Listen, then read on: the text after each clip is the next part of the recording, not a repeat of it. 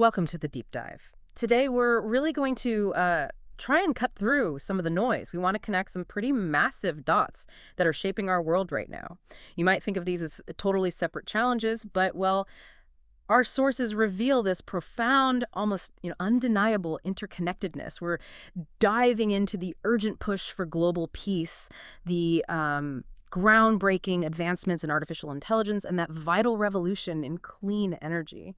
Our sources for this deep dive, they come from recent insights that argue these aren't just parallel tracks running alongside each other. No, not at all. They're presented as deeply interlinked journeys. Exactly. Each one profoundly impacting the others. So our mission today is really to pull out the most critical insights, maybe uncover some surprising facts, and help you understand why breakthroughs in, say, AI are absolutely essential for making real progress in clean energy, and vice versa, and how peace fits in. It's all tied together. Yeah.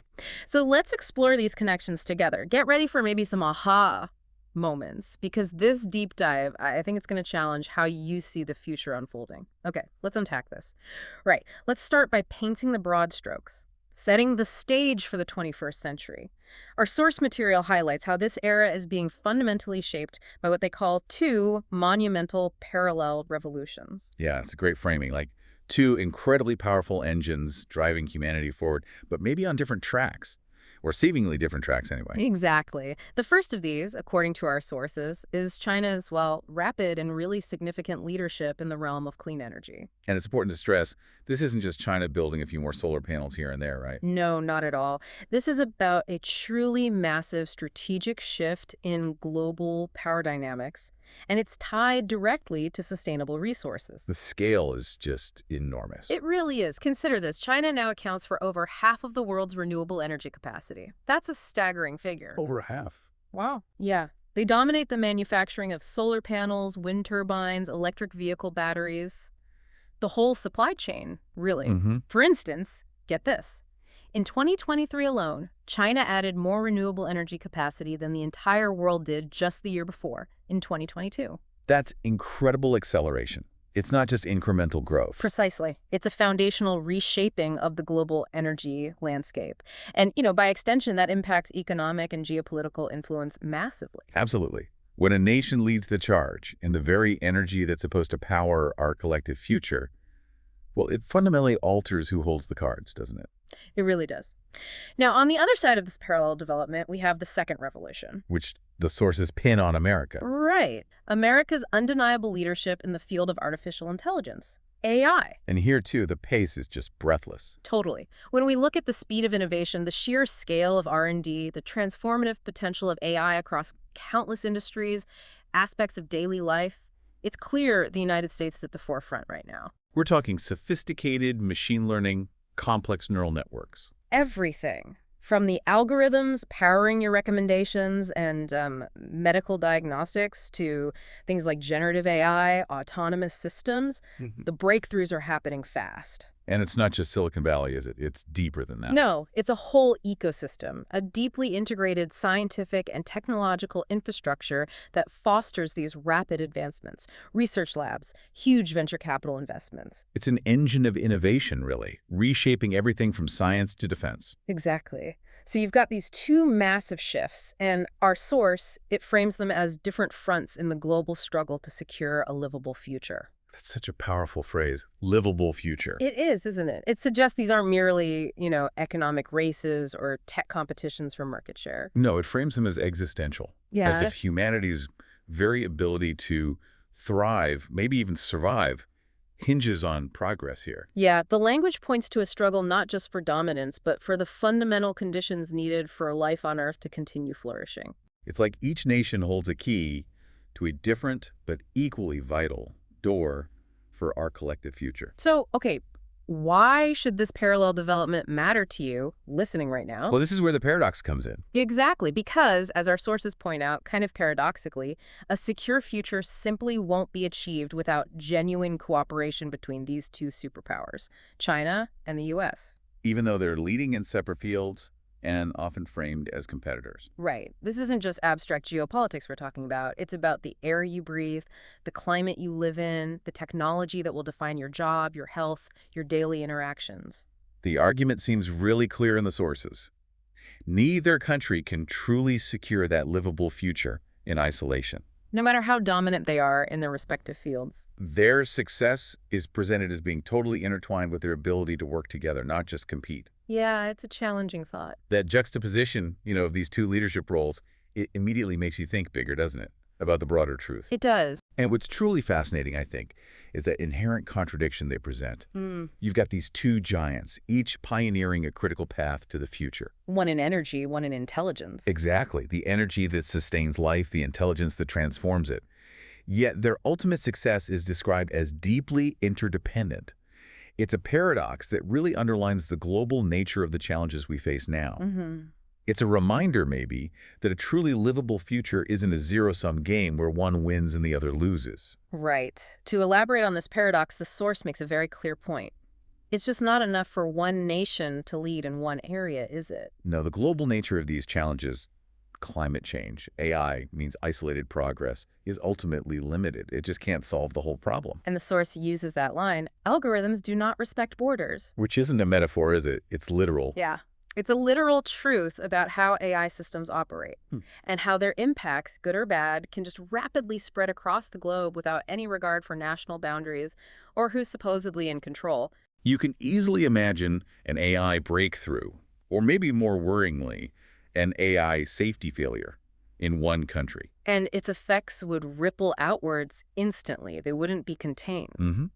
And it's the same with climate change, obviously. Driven by energy choices, it's fundamentally a borderless problem. No nation can build a wall high enough to keep out a warming planet. Or the consequences of a globally deployed AI system, for that matter.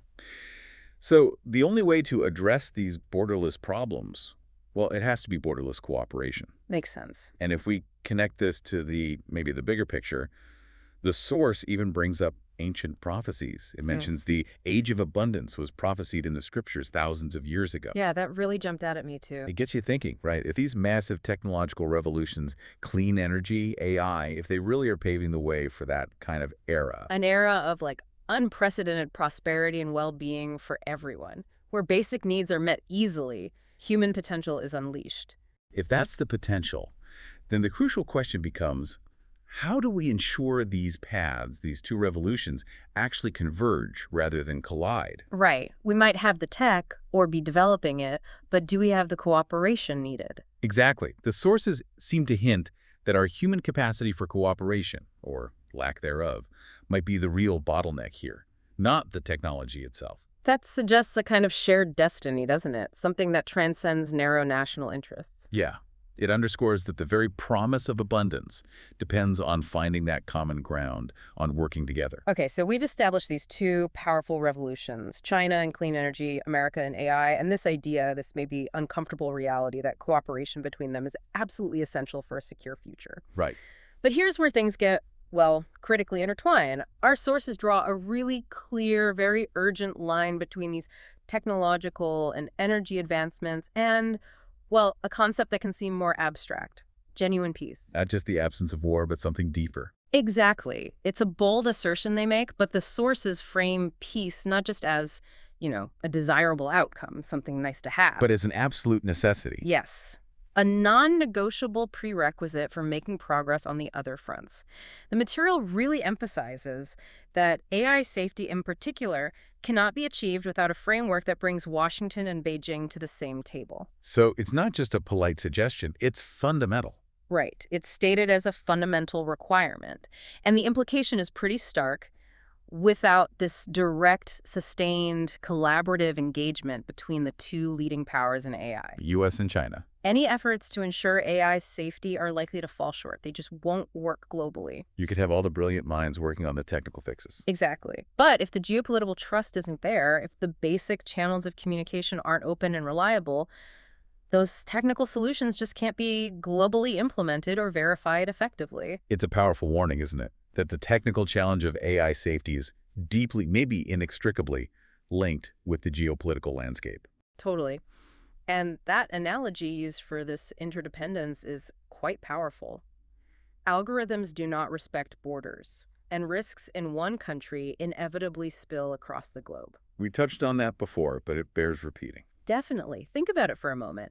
A problem starting in one place maybe a rogue AI, maybe a bias baked into a widely used algorithm.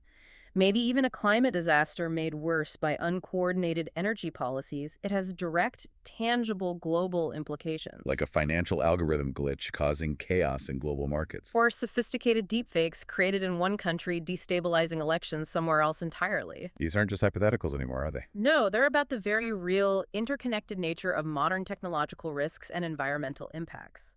The sources are basically telling us that a localized failure, especially with something as potentially pervasive as AI, could easily trigger a cascade of global consequences. So given that interconnectedness, the core impediment becomes really clear. Yes. As stated by our sources, it's crystal clear. The explicit statement is, but there is a precondition: genuine peace. There's that phrase again, genuine peace. And to get that genuine peace, the sources argue, we absolutely must focus on resolving flashpoints that currently make cooperation impossible. So deal with the hotspots first.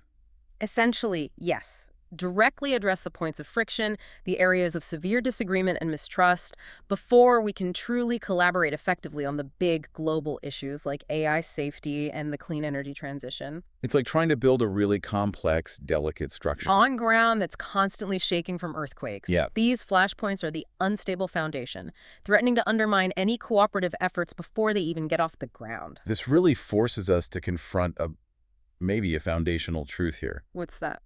Well, if you considered the bigger picture the source is painting, it strongly suggests that the real bedrock for navigating the future of AI and clean energy, Yeah. it isn't just innovation, it isn't just technological skill, It's trust. trust and geopolitical stability. Yeah. Without that underlying stability, even the most brilliant technical solutions are built on shaky ground. They're constantly vulnerable to disruption, maybe sabotage, or just a simple lack of coordinated effort needed to make them work globally.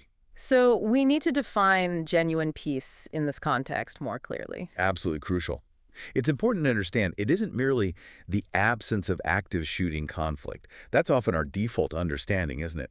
Peace means no war. Right. But here, it implies something deeper. A deeper level of trust, a shared understanding, a fundamental willingness to work together that allows for sustained collective action, especially between the world's leading powers. It's about building bridges, not just managing ceasefires. Exactly. Building enduring bridges of cooperation, fostering shared goals, rather than just papering over cracks or managing temporary truces. Genuine peace, as the source seems to envision it, is an active state of collaborative engagement, a space where nations can actually tackle these monumental challenges together without the constant shadow of potential conflict hanging over them. And the source is pretty blunt about what happens if we fail to achieve this. It is quite direct, almost stark. It states that every AI safety conference, every clean energy partnership, every global summit will remain shadowed by mistrust. That paints a bleak picture for progress. It does. It means even with the best intentions, the brightest minds gathered, huge resources invested, if those fundamental geopolitical tensions remain unresolved, our efforts to secure that livable future will be hampered, maybe even completely undermined. You can imagine trying to agree on global AI safety rules when you suspect the country across the table is developing autonomous weapons aimed at you. Precisely. Or trying to build shared clean energy infrastructure when you fundamentally distrust the stability or intentions behind the supply lines. That shadow of mistrust prevents true, deep collaboration. It leads to suboptimal outcomes, hedging bets, or even dangerous gaps in regulation and safety. It really encourages you, the listener, to think about how seemingly distant political conflicts, things you might see on the news, directly impact the future of the technology and the environment you hope for. Yeah, it affects the air you breathe, the digital world you navigate every single day. The source really presses this point. These aren't separate issues playing out in different arenas. They are fundamentally deeply interlinked. Okay, so what are these flashpoints then? These specific issues that loom so large over the prospects for genuine peace and essential cooperation? The sources get quite specific. They do. They pinpoint one as being chief among them: Taiwan. Not just a regional issue then. No, according to these sources, it's presented as a true linchpin for global stability, and by extension, critical for the future of AI development and the clean energy transition.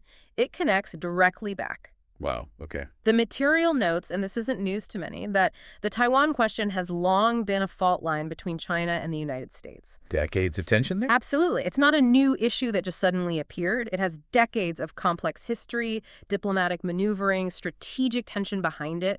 For years, it's been this source of profound disagreement, a simmering tension that always feels like it could boil over. But its current importance, its salience now, is directly tied to this argument we've been discussing: the urgent need for U.S.-China cooperation on AI and clean energy. So that need makes resolving this long-standing fault line more critical than ever before. That's the argument. It's no longer just about regional security or historical claims, important as those are. It's now framed as being about enabling global technological progress and, frankly, environmental survival. That really raises the stakes. Hugely. Now, despite its complex, often volatile history, here's an insight from the sources that really challenges the standard narrative around Taiwan. Okay. They boldly declare it's not an unsolvable problem. That does go against the grain a bit. Often it feels like an intractable standoff, maybe even inevitable conflict down the line. Exactly. For decades, it's felt like this ticking time bomb, especially with tensions rising recently. But this perspective shifts it from an inevitable clash to a solvable diplomatic puzzle. So difficult, yes, but not impossible to resolve diplomatically. That's the assertion. The source suggests the situation, while undeniably incredibly difficult, is absolutely within the realm of diplomatic resolution. It challenges that narrative of inevitability. It implies viable solutions actually exist. More than implies. The text even cites an external work, something called Peace for Taiwan is Possible, as laying out actual pathways to de-escalation and creative diplomacy. Oh, okay, so concrete ideas. Apparently, pathways that allow both sides to claim dignity, security, and peace. That phrasing is key: dignity, security, and peace for both sides. That's significant. It's not about one side winning. No, it suggests viable, mutually beneficial solutions aren't just theoretical possibilities, but they've actually been articulated, explored. These pathways are designed not for one side to win and the other to lose. Which often seems the default in geopolitics. Right. But for a genuine outcome where all the major players involved, China, the U.S., and crucially, Taiwan itself, can achieve their core needs: stability, economic prosperity, self-respect. Finding that elusive win-win, or at least a mutually acceptable outcome, rather than just managing a tense stalemate indefinitely. Precisely. So for you, the listener, understanding this isn't just about following international news or complex geopolitics far away. How does it connect back? It's about recognizing that the resolution or non-resolution of this specific flashpoint is presented as directly impacting our collective ability to harness AI safely and effectively transition to clean energy globally. Because if Taiwan remains a source of potential conflict, Threatening to pull the world's two largest economies and tech powers into direct confrontation, it actively obstructs the very cooperation we need for these huge global challenges, challenges that affect all of us. so your stake in this seemingly distant issue is actually very real, very direct. Yeah, impacting everything from the supply chains for the phone in your pocket to the future of global climate initiatives. That assertion that Taiwan is not an unsolvable problem, that's a particularly insightful nugget, isn't it? It really reframes things. It does. It moves it from what often feels like an inevitable clash scenario to more of a test of diplomatic ingenuity and political will. A challenge rather than a predetermined outcome. Exactly. And that shift in perspective is crucial. It moves away from fatalism towards a proactive search for solutions. It suggests the problem might lie less in its inherent nature and more in the approach we've been taking to address it. Looking beyond historical grievances. Perhaps. Looking towards practical, forward-looking solutions. And if we connect this to the bigger picture, these pathways to de-escalation and creative diplomacy seem to suggest a real emphasis on finding common ground. Shared interests. Rather than just focusing on the points of conflict. Right. Crafting solutions that allow all sides, China, the U.S., Taiwan, to emerge with their core needs for dignity and security met. That requires looking beyond traditional power politics, doesn't it? Towards more nuanced creative solutions. Yes. Solutions that prioritize long-term stability and mutual benefit over maybe short-term gains or rigid ideological stances. It calls for a really sophisticated understanding of each party's fundamental red lines, but also their deepest hopes for stability and development. And the broader implication here is huge. It is. The source explicitly links the Taiwan Strait remaining a tripwire for war to the impossibility of achieving such cooperation on AI safety and other global challenges. So a peaceful resolution isn't just good for the region. No, it's presented as a non-negotiable step toward global stability and the responsible development of transformative technologies like AI. It powerfully challenges that common assumption that we can somehow just manage these geopolitical tensions in isolation. Like putting Taiwan in one box and AI safety in another. Exactly. As if we could contain the tension over there while simultaneously forging ahead on critical global fronts like AI governance or clean energy transition over here, the source clearly says no, these are not isolated compartments. They're deeply intertwined. Meaningful progress on one front is directly contingent on progress on the others. You can't solve one without addressing the other. Okay, moving from one critical flashpoint, Taiwan, to another, our sources turn to the ongoing war in Ukraine. Another major source of global tension, obviously. Absolutely. And it isn't just analyzed as a regional conflict, something confined to Eastern Europe. It's framed as another domino of peace. Domino. That's telling language. It is, isn't it? It suggests its resolution, or perhaps its lack of resolution, has these cascading effects on global peace and cooperation elsewhere. Impacting stability in other regions, impacting the willingness of nations to engage constructively on anything. That seems to be the implication. The material emphasizes that the war is not just a European tragedy. It is a test case for whether the world can find political solutions to violent conflicts. A test case for global problem-solving capacity. Sort of, yeah. It frames it as a precedent. How will future global disputes be resolved, especially those involving major powers or having far-reaching consequences? If the world, especially the major powers, can't find a political solution here, what does that signal about our ability to tackle other future conflicts? Conflicts may be arising from AI, resource scarcity, ideology. Exactly. It puts a harsh spotlight on the global community's problem-solving capabilities. Can we move beyond just military stalemates and endless attrition? And the source suggests ways forward, beyond just describing the conflict. It does. It points to external approaches, referencing works like Formula for Peace in Ukraine, which apparently suggest moving beyond military stalemates and sanctions. Towards what? Toward political commitments that could end the cycle of disruption. So it's not about surrender, but about highlighting a proactive search for diplomatic and political pathways. Avenues that differ from the current dynamics, which often feel stuck. Right. Stuck in that cycle of attrition and escalating costs. It implies there are concrete alternative strategies for achieving peace that don't rely solely on military force or economic pressure cooker tactics. But maybe on finding pathways for de-escalation, mutual understanding, political compromise. That seems to be the direction. And crucially, the source states that Ukraine's resolution, like Taiwan's, is not separate from the larger architecture of peace. So linking them again? Directly. It says, they're interlinked in the psychology of trust between the great powers. The psychology of trust. Interesting phrasing. It means the way this conflict is eventually resolved sends a powerful signal, doesn't it?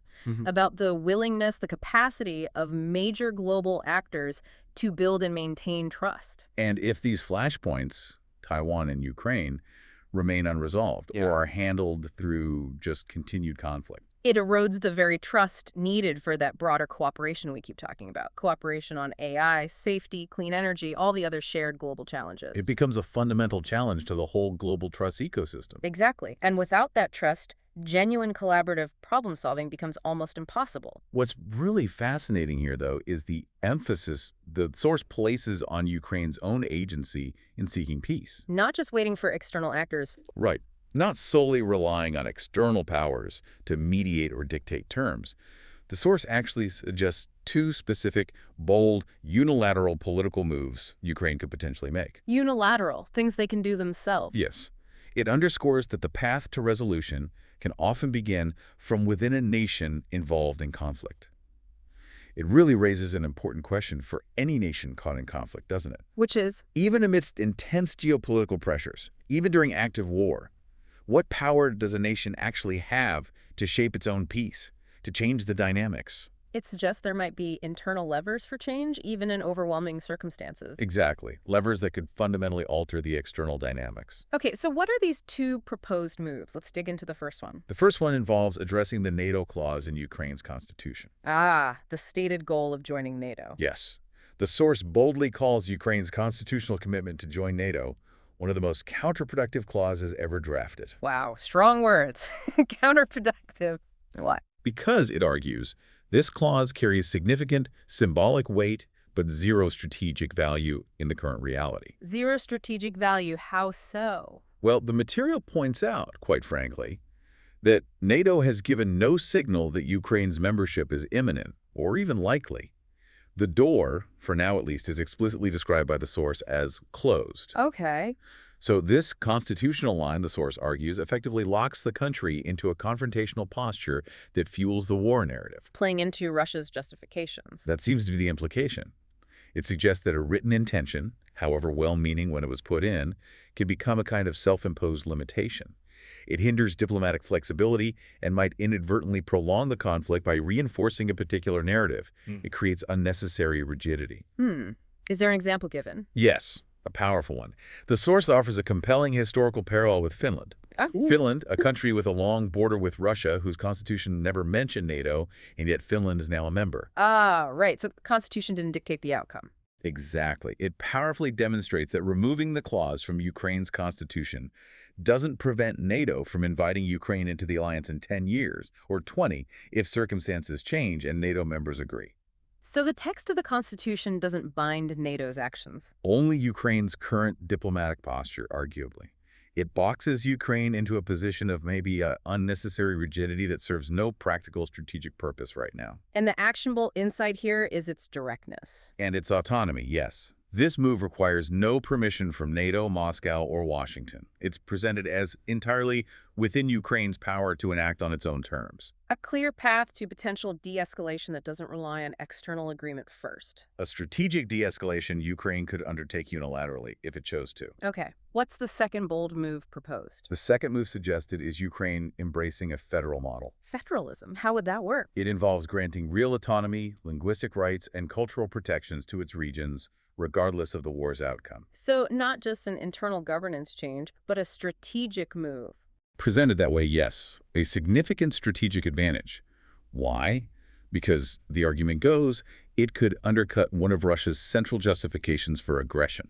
Which often focus on protecting Russian-speaking populations or certain regions. Precisely. So, by proactively addressing internal diversity and potential grievances through genuine federalism, giving regions real power over local matters, protecting language rights, Ukraine could potentially remove a key pretext used for external intervention.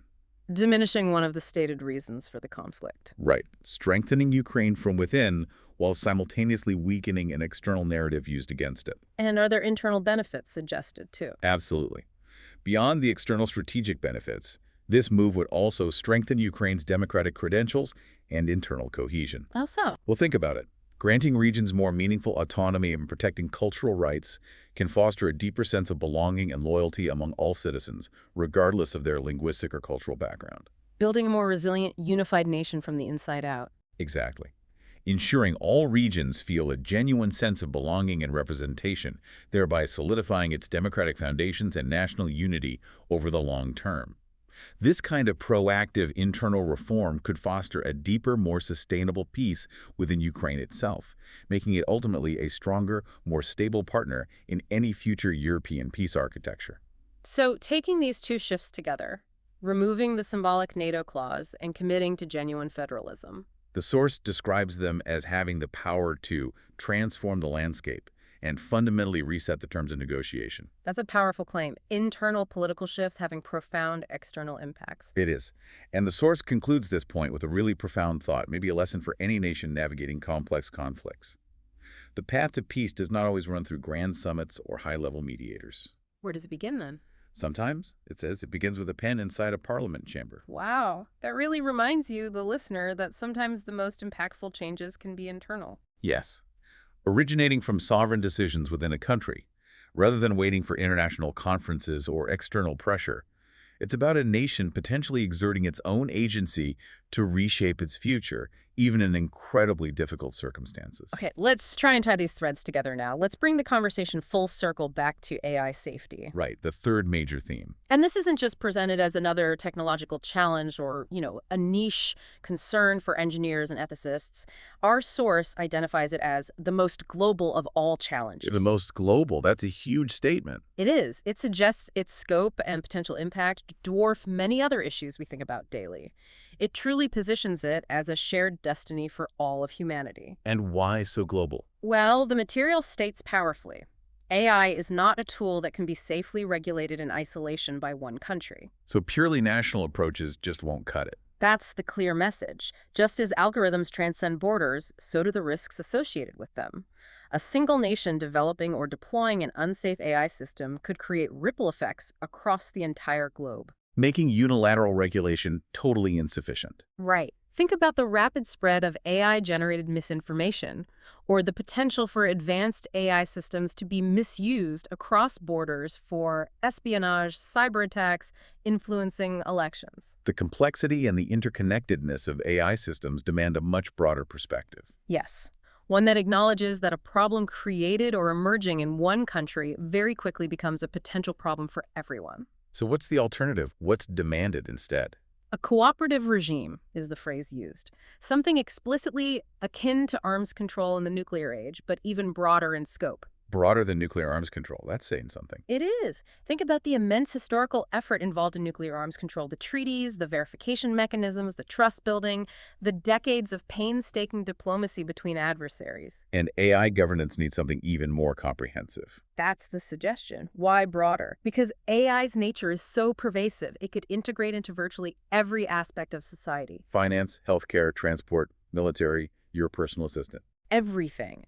So managing its development and deployment safely requires unprecedented global coordination on everything from research standards and data sharing protocols to deployment ethics and strategies for mitigating harm when things go wrong. The scale of this proposed global governance regime is truly immense. It would arguably surpass any previous international regulatory effort. Definitely. Now, your relevance here, for you listening, is direct and profound. Why should this matter to you personally? Because the future of AI isn't abstract, is it?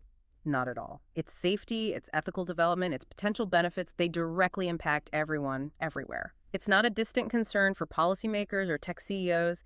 It's presented as a shared destiny for all of humanity. The decisions made, or maybe not made, about global AI safety. They will shape the digital world you live in, the services you rely on, the information you consume, maybe even the nature of work and society itself in the coming years and decades. And the huge promises of AI-personalized medicine, solving complex scientific problems, maybe even helping with climate change. Those can only be fully realized if we collectively ensure its safe and beneficial integration into society. Without that collective safety net, the potential risks, widespread disinformation, autonomous weapon systems, massive job displacement, algorithmic bias, entrenching inequality, they become a global concern. A concern that no single nation, no matter how powerful, can manage alone. This is really where the synthesis of the sources becomes incredibly clear, isn't it? We arrive at what the text vividly calls the rub. The rub, meaning the core difficulty. Exactly. What's so fascinating, and maybe deeply sobering, is the direct, unequivocal link the source draws between geopolitical stability, specifically resolving those flashpoints we discussed, Taiwan and Ukraine, and the very possibility of effective AI governance on a global scale. So it's not just an incidental connection, it's fundamental. Presented as the fundamental obstacle, yes. The core issue preventing meaningful progress right now. And the source states this plainly. Very plainly. Without mincing words, it says, such cooperation on AI safety will remain impossible while the Taiwan Strait remains a tripwire for war and Ukraine continues as a bleeding wound in Europe. Wow. Impossible. That's stark. It is. It's not just a concern or a potential impediment. It's a stark declaration that these specific geopolitical flashpoints are directly blocking the path to global AI safety. It's hard to imagine building the necessary trust under those conditions. Yeah, exactly. Imagine trying to establish deep trust and share highly sensitive information about cutting-edge AI research or vulnerabilities or safety protocols with a nation you suspect might be an adversary. Or worse, a nation engaged in a proxy conflict that's destabilizing a crucial region. The lingering mistrust, the potential for It conflict. directly undermines any efforts to create that unified global approach needed to manage AI risks effectively. It's like trying to build that complex, delicate mechanism, that global governance regime. While constantly being jostled and distracted by major fights happening all around you. The resources aren't there, the political will isn't there, and most importantly, the fundamental trust isn't there for truly robust global governance under those conditions. And this all comes back to that interconnected nature of risk.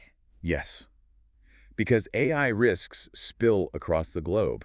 As the source keeps reminding us, no country, not even a superpower like the US or China, can truly insulate itself from the consequences of an unmanaged or unsafe AI future. A breakthrough in one place or a catastrophic failure. Carries global implications. They cannot be contained by national borders, which means your personal future and the future of technological progress that promises so much good is intrinsically intertwined with these seemingly distant geopolitical realities. The safety of the AI that might one day drive your car or diagnose your illness or even just filter the news you read. Depends in part on the stability of regions potentially thousands of miles away and on the relationship between Washington and Beijing. It's a sobering thought, isn't it? It really is. And it powerfully encourages us, maybe forces us to question a common assumption. That technological advancement can somehow proceed independently of political will or global cooperation. That tech will just find a way, regardless of politics. The source argues against that. Strongly. It suggests that political solutions to these long-standing, deeply entrenched conflicts are not just desirable side projects. They are presented as prerequisites for safe, beneficial AI development on a global scale. So peace first, then safe AI, or at least progress on peace. That seems to be the core message. It's a powerful call for critical thinking about our global priorities. It urges us to recognize that without genuine peace, the incredible promise of abundance from AI might actually turn into something far more dangerous. The path forward isn't just about building better algorithms. It's about building better relationships and deeper trust between nations. That's the foundation required. So, okay, what does this all mean for us? Where does this leave us? Our deep dive seems to have revealed these three, at first glance, separate, absolutely massive global goals. Achieving peace for Taiwan, bringing peace to Ukraine, and ensuring safety in the development and deployment of AI. Each one a monumental challenge in its own right. Absolutely. Huge implications for each. But the really profound insight, the thread running through all our source material, is that these are deeply interrelated. Not independent variables you can tweak separately. No, they're part of a single complex system, a delicate global ecosystem where progress and stability are all linked together. So the message is pretty clear then. Very clear. Almost an inescapable reality presented by the sources. To achieve one, we must advance on all three. It's a holistic view. You can't compartmentalize. Exactly. Trying to solve AI safety while ignoring geopolitical flashpoints or attempting to resolve one conflict while ignoring its corrosive impact on global trust? The sources suggest that's just a recipe for stagnation. Or worse, maybe, for continued global instability and risk. Right. It's presented almost as an all-or-nothing proposition when it comes to securing our collective future. Progress, if it's going to be meaningful and sustainable, has to be made on all these fronts, more or less concurrently. We can't just pick and choose which big problem feels easiest to solve first. No, they demand integrated solutions, integrated thinking, and the source issues a direct, pretty potent warning about ignoring this. What's the warning? It says, the world cannot afford to let mistrust fester in one arena while hoping for cooperation in another. That makes intuitive sense. Yes. Mistrust is contagious. It really is. This speaks directly to that ripple effect of conflict and the fundamental interconnectedness of global challenges. If trust is eroded by unresolved conflicts in Ukraine or the Taiwan Strait, It will inevitably bleed into other areas. making cooperation on AI safety, on clean energy, on pandemic preparedness, on any shared global challenge extremely difficult, if not outright impossible. It's like a fundamental principle of human interaction just scaled up to the global stage. Yeah. You can't build sturdy bridges with hands that are still clenched into fists elsewhere. The sources seem to argue we simply can't be selective about where we apply the principles of peace and cooperation. It needs to be a universal endeavor if we want it to work anywhere. So why should you, the listener, care deeply about this overarching interconnectedness? It can feel very abstract, very high level. But it's not abstract international relations theory. It's about the foundational conditions for your future. your quality of life, the stability of the world your kids and grandkids will inherit? Our ability to safely and ethically integrate AI into our lives To harness its immense potential for good? and to effectively address climate change comprehensively. All of it depends, according to these sources, entirely on navigating these incredibly complex geopolitical issues and forging genuine peace between major powers. So your personal well-being, your safety, your economic prospects, they're intrinsically linked to these global dynamics. Understanding this network of connections, seeing how these pieces fit together, that's maybe the crucial first step towards being a truly informed global citizen in the 21st century. And if we connect this to the bigger picture, the source calls for something specific to make this happen. It calls for visionary leadership. Leadership that sees the links. Yes, leadership that possesses the foresight and, frankly, the courage to recognize these intricate interdependencies and then act on them, to build bridges where walls have stood for decades. That's not just about managing crises as they pop up. No, it's about actively transforming the geopolitical landscape.